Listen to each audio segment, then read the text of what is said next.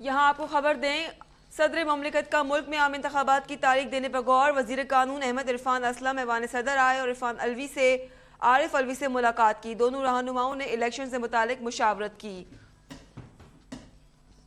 खबर दें आपको कि सदर ममलिकत का मुल्क में आम इंतखाबात की तारीख देने पर गौर। वजीर कानून अहमद इरफान असलम ऐवान सदर आए और इरफान अलवी से मुलाकात की।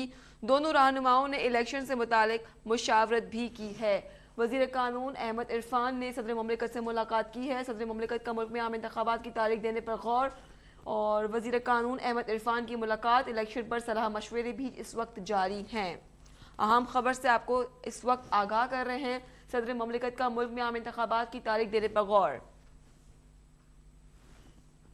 वजीर कानून अहमद इरफान की मुलाकात। इलेक्शन पर सलाह मशवरे इस वक्त जारी हैं। सदर ममलिकत का मुल्क में आम इंतखाबात की तारीख देने पर गौर हो रहा है।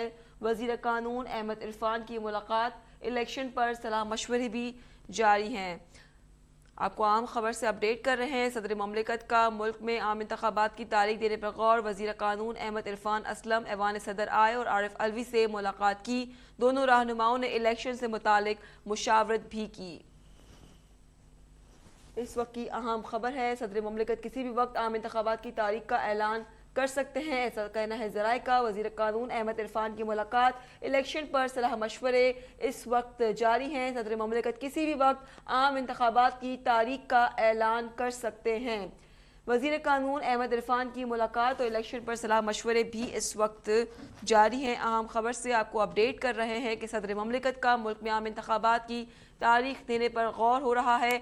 वजीर कानून अहमद इरफान असलम ऐवान सदर आए और आरिफ अलवी से मुलाकात की। हमारे सीनियर एंकर पर्सन सैफान खान इस वक्त हमारे साथ मौजूद है। जी सैफान खान, क्या कहेंगे आप इस हवाले से? सदर मुमलिकत के हवाले से ये बात जो थी वो पिछले हफ्तों में भी ये तकरीबन मुतवक्का था कि वो तारीख का ऐलान खुद करने लगे हैं। इससे कबल इसकी जो पस मंजर है वो ये भी है कि इलेक्शन कमीशन ऑफ पाकिस्तान को सदर मुमलिकत ने खत लिखा था और उस खत में उन्होंने तारीख के हवाले से मुशावरत की थी। फिर मदऊ भी किया था चीफ इलेक्शन कमिश्नर को, फिर जिस पे गए नहीं थे।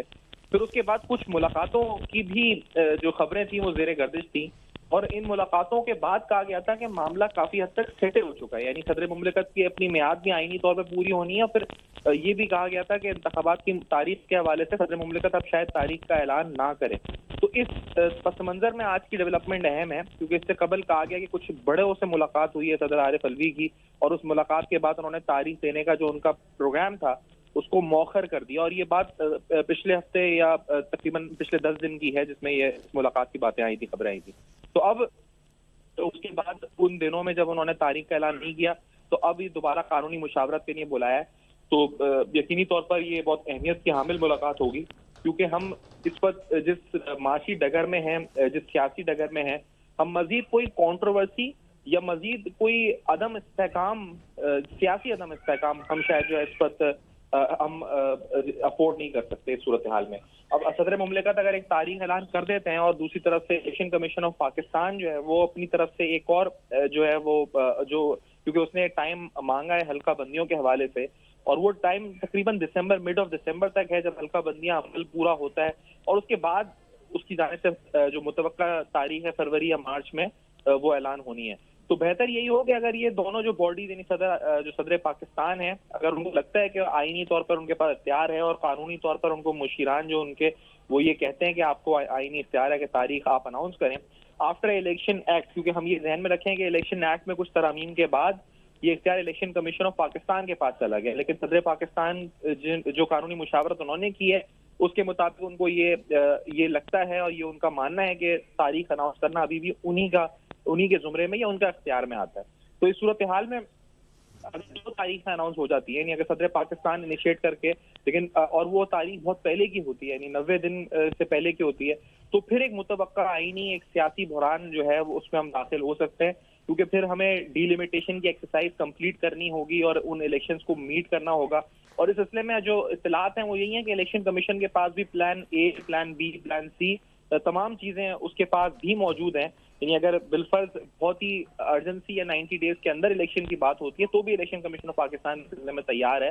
लेकिन ये भी देखना होगा कि सदर पाकिस्तान क्योंकि उनकी अपनी आईनी मुद्दत के भी जो उसमें बतौर सदर, और ये कहा गया कि अब वो जब तक नए सदर मुंतखब नहीं होते जब तक वो जारी रखेंगे सौदे पे, तो ये मुशावरत तो सिलसिले में भी हो सकती है। लेकिन जो अहम तरीन मामला वो इलेक्शन का ही है, और आगे जो इलेक्शन होने हैं फरवरी या मार्च में, उस हवाले से ही जो इस वक्त चेयरमैन हुईयां हैं, तो यकीनी तौर पर इस मुलाकात की अहमियत बहुत ज्यादा है। इसमें अगर तारीख अनाउंस होती है तो फिर इसकी अहमियत और बढ़ जाती है, और इस अनाउंसमेंट के बाद जो सियासी या आईनी कानूनी मुतवक्का बहरान या फिर एक अफरा तफरी की सी कैफियत जो है पैदा होने का खदशा हो सकता है।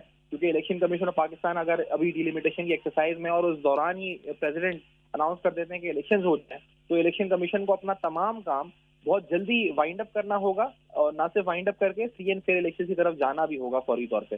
तो ये, और फिर शायद ये मामला अदालत की तरफ भी जाए, जहां पर ऑलरेडी हमने देखा है कि जो आईनी कानूनी इलेक्शन के हवाले से मामला जो है जेर समाअत है। तो ये एक दोबारा से खिचड़ी ना बने, और शायद इसीलिए हमने देखा था कि पिछले हफ्तों में जो मुलाकातें हुई थी उसके बाद कहा जा रहा था कि सदर पाकिस्तान अब इस जो तारीख अनाउंसमेंट के हवाले से अपना जो उनका मौक़िफ़ है या जो तारीख अनाउंसमेंट है इस हवाले से पीछे हट चुके हैं, और फिलहाल उनकी तरफ से कोई तारीख अनाउंस नहीं की जाएगी। लेकिन आज फिर ये दोबारा इनिशिएट हुआ है और उन्होंने मुशावरत की है, तो अच्छी बात है। क्योंकि अगर वो निगरान हुकूमत से मुशावरत करेंगे तो यकीनी तौर पर जो निगरान वजीर कानून है वो उनको यही राय देंगे कि हमें जो गालिबन लगता है कि election commission of Pakistan delimitation की एक्सरसाइज पूरी कर ले, और जो आईनी तकाजे काउंसिल ऑफ कॉमन इंटरेस्ट के फैसले के बाद पैदा हुए हैं उनको हतमी शक्ल देने के बाद, डिलिमिटेशन पे लोगों की एतराज़ात सुनने के बाद फिर मुतवक्का कोई तारीख अनाउंस की जाए। और वैसे मजमूई तौर पर जो कंसेंसस इस मुल्क में बनता जा रहा है वो फरवरी मार्च का ही है, लेकिन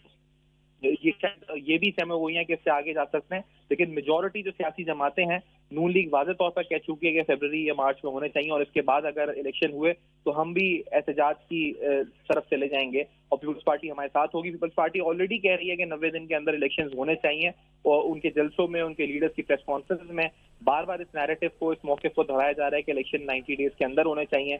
पीटीआई का इस पर वाज़ेह मौक़िफ़ है कि इलेक्शन 90 दिन में होने चाहिए। तो बहुत सी, और एमक्यूएम जैसे यहाँ पर कराची की हद तक उनका मौक़िफ़ है कि डिलिमिटेशन की एक्सरसाइज कंप्लीट होने के बाद फ्री एंड फेयर तरीके से फिर इलेक्शन होने चाहिए।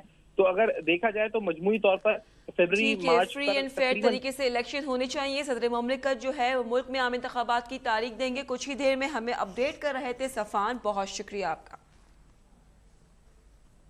मेरी पहचान है मेरे चुपते सवाल, दिखाऊंगा आईना तो बुरा मत मानिएगा, होगा हर छोटी बड़ी खबर पर तबसरा, पूछूंगा सबसे सख्त सवाल, हक वो सच है मेरी आवाज, इस आवाज को दबाना नहीं, बहा ले जाऊंगा हर रुकावट, क्योंकि मैं बहता सैलाब हूँ। देखिए अब तक डॉक्टर दानिश के साथ। आशूब चश्म मर्ज एक से दूसरे शख्स में मुंतकिल होता है। मुतासरा शख्स अपना तौलिया, तकिया और साबुन न लग रखे ताकि ये मर्ज दूसरों में मुंतकिल ना हो।